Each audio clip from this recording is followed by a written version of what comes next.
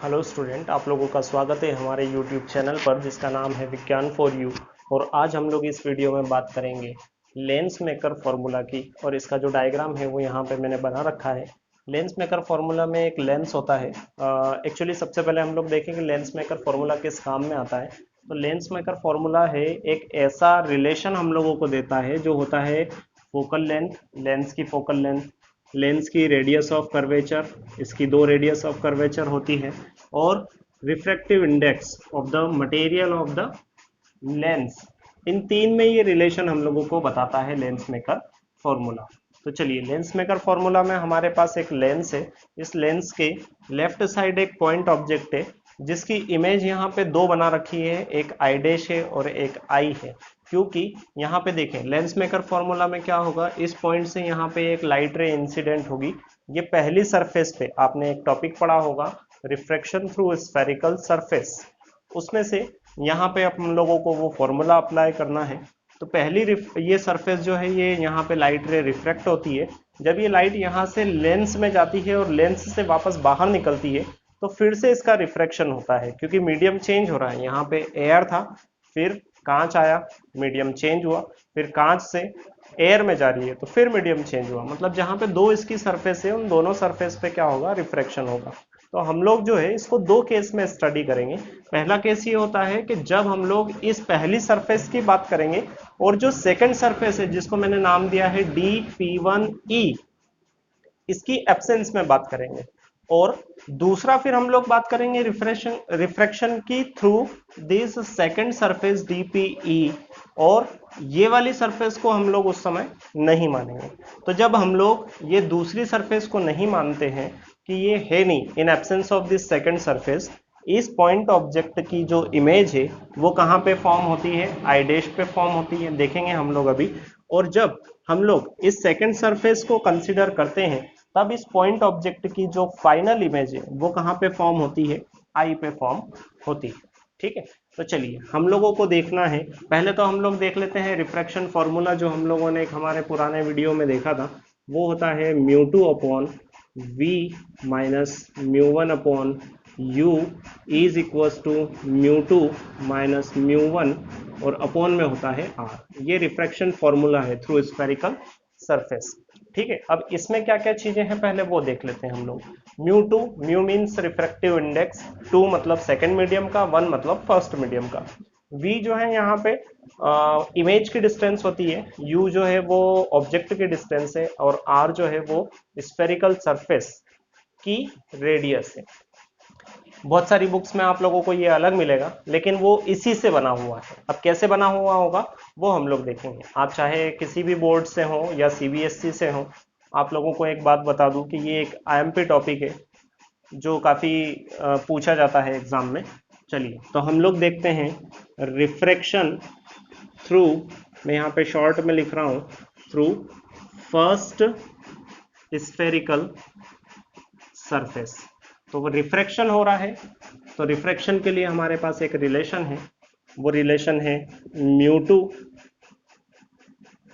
Upon v, μ1 upon u is equals to μ2 minus μ1 over r।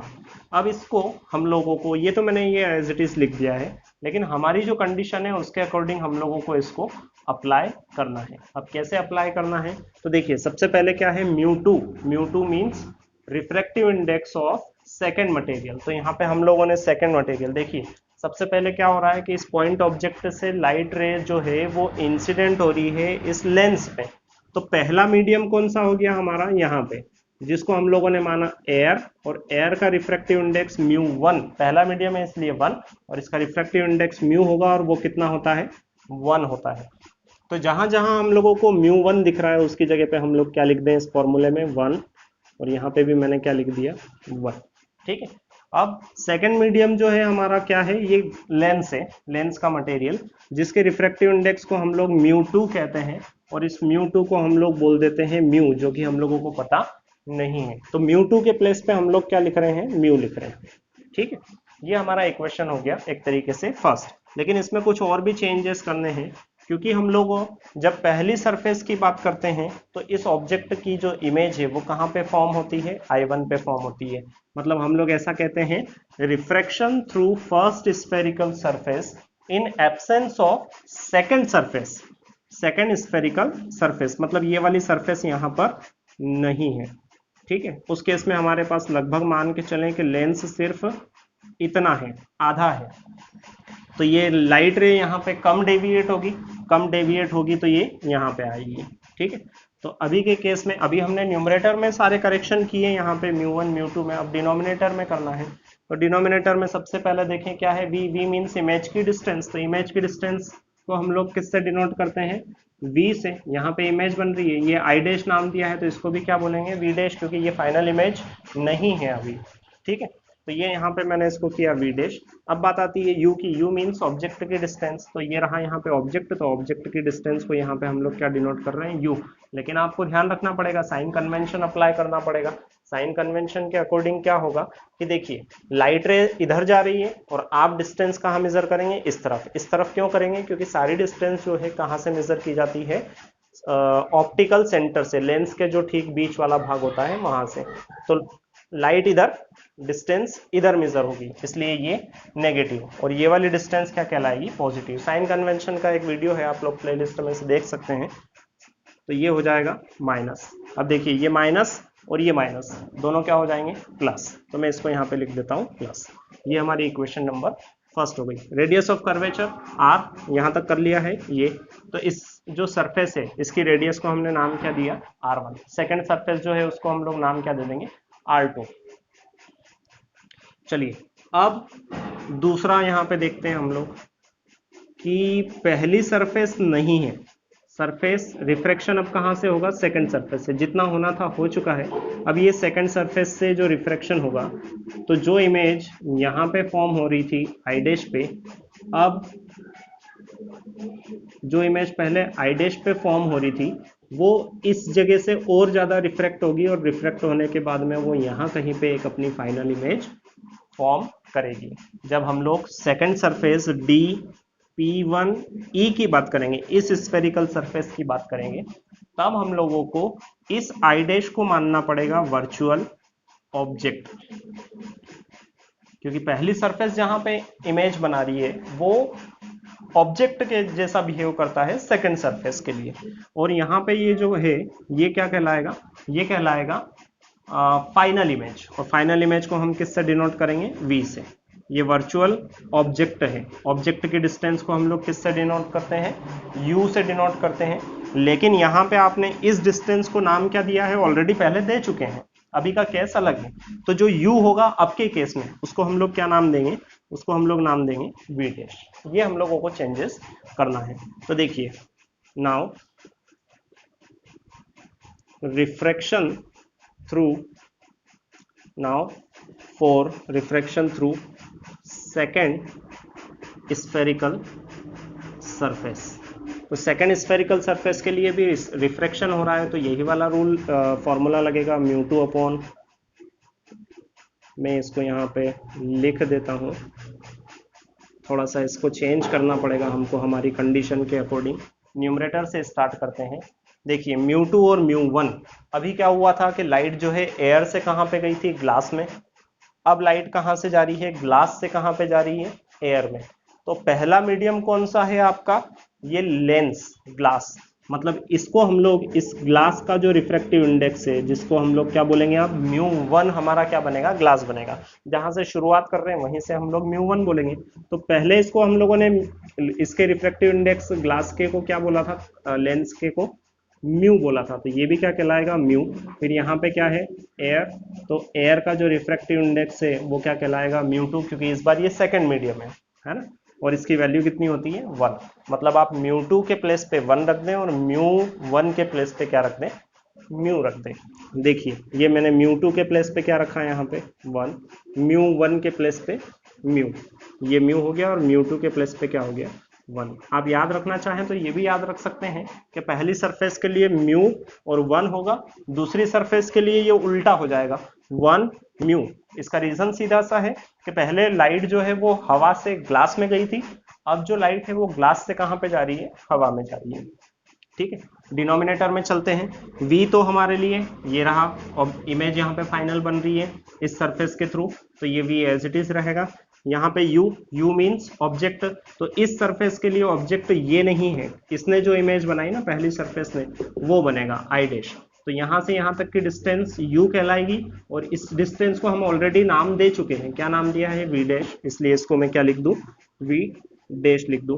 r मतलब radius of curvature, तो second surface की radius of curvature कितनी हो जाएगी, r2। ये हमारा इक्वेशन नंबर कितना हो गया, 2 हो गया। मुझे उम्मीद है इतना आप लोगों को समझ में आया होगा। एक मेरी रिक्वेस्ट है आप लोगों से कि अगर आप लोगों को वीडियो अच्छा लगे या लगा हो तो प्लीज़ लाइक बटन जरूर क्लिक कर दीजिएगा उस पर। सब्सक्राइब नहीं किया है तो सब्सक्राइब कर लें। और भी प्लेलिस्ट हैं, प्लेलिस्ट आप लोग देख सकते हैं, उसमें बहुत सारे वीडियोज़ हैं और मुझे पूरी उम्मीद है कि आप लोगों को काफ़ी अच्छे लगेंगे वीडियो। और अगर आपका कोई वैल्यूएबल फीडबैक या प्रॉब्लम हो तो वो आप कमेंट सेक्शन में मेंशन कर सकते हैं।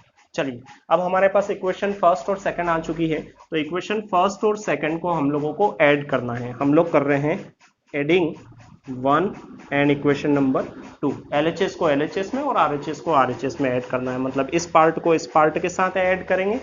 तो देखिए यहाँ पे क्या है, mu upon V dash plus 1 upon U, फिर यहाँ पे है प्लस कर रहे हैं 1 अपॉन वी माइनस, प्लस कर रहे हैं इसलिए साइन का ध्यान रखने की जरूरत नहीं है, एज इट इज लिख दें आप लोग।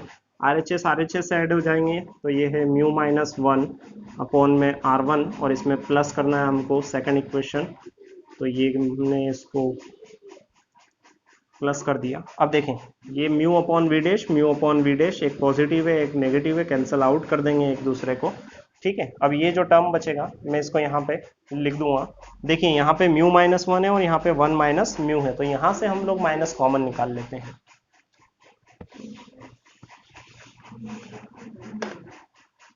यहाँ से LHS में बचेगा हमारे पास 1 upon U 1 upon V is equals to RHS में म्यू माइनस 1 अपॉन R1 और यहाँ पे प्लस, माइनस कॉमन निकाला है इस ब्रैकेट में से, तो ये आगे पीछे लिखेंगे क्योंकि इनका साइन चेंज हो जाएगा, और पॉजिटिव वाले को पहले लिख रहे हैं और नेगेटिव वाले को बाद में लिख रहे हैं। अपॉन में आ जाएगा R2, ठीक है। ये हो जाएगा, देखिए म्यू माइनस 1 यहाँ पे भी है इस फ्रैक्शन में और इस फ्रैक्शन में, तो यहाँ से हम लोग कॉमन निकाल रहे हैं, तो म्यू माइनस 1, डिनोमिनेटर में तो कुछ भी नहीं। अब यहाँ से ये कॉमन चला गया तो क्या बचेगा 1 अपॉन R1 प्लस, यहाँ से ये कॉमन चला गया तो ये प्लस माइनस क्या हो जाएगा यहाँ पे माइनस और 1 अपॉन R2, ठीक है। इधर हमारे पास LHS में बचा है वो एज इट इज है। अब हम लोग ये कंसिडर करें, अभी हमने एक फिनिट डिस्टेंस पे ऑब्जेक्ट को लिया था, अब हम लोग ये मान लें कि ये ऑब्जेक्ट जो है ये इन्फिनिटी पे है, और इन्फिनिटी पे अगर है ऑब्जेक्ट तो आपने अपनी प्रीवियस क्लासेस या प्रीवियस क्लासेस में पढ़ा होगा कि इन्फिनिटी से अगर लाइट रे आएगी तो वो ये जो प्रिंसिपल एक्सिस है इसके पैरेलल आएगी, और पैरेलल अगर आएगी तो ये इस लेंस का जो एक फोकस पॉइंट होगा वहां पे जाके कन्वर्ज हो जाएगी। तो यहाँ पे अगर ऑब्जेक्ट को आप कहाँ पे रख रहे हैं, इन्फिनिटी पे, तो उस केस में जो इमेज है वो कहाँ पे बनेगी, फोकस पे बनेगी। अब फोकस पे बनेगी तो इमेज की डिस्टेंस जिसको हम लोग v बोलते हैं वो क्या कहलाएगी, फोकल लेंथ, मतलब फोकल लेंथ जितनी होगी उतनी ही इमेज की डिस्टेंस होगी। तो ये दोनों कंडीशन हम लोग यहाँ पे अप्लाई करें, 1 अपॉन मैंने यहाँ पे प्लेस किया इन्फिनिटी प्लस 1 अपॉन यहाँ पे मैंने v के प्लेस पे, क्योंकि फोकस पे बन रही है इमेज इसलिए वो दूरी जो है वो हो जाएगी म्यू माइनस 1, यहाँ पे बनेगा 1 upon R1 minus 1 upon R2। इसके बाद में आप लोगों का लेंस मेकर फॉर्मूला जो है वो आ जाएगा। देखिए 1 अपॉन इन्फिनिटी मीन्स ये 0 हो गया, इसको हटा दें, तो ये जो रिलेशन हम लोगों के पास में आया है ये रिलेशन है लेंस मेकर फॉर्मूला, इसी को हम लोग लेंस मेकर फॉर्मूला कहते हैं। वीडियो देखने के लिए धन्यवाद, हमसे जुड़े रहें।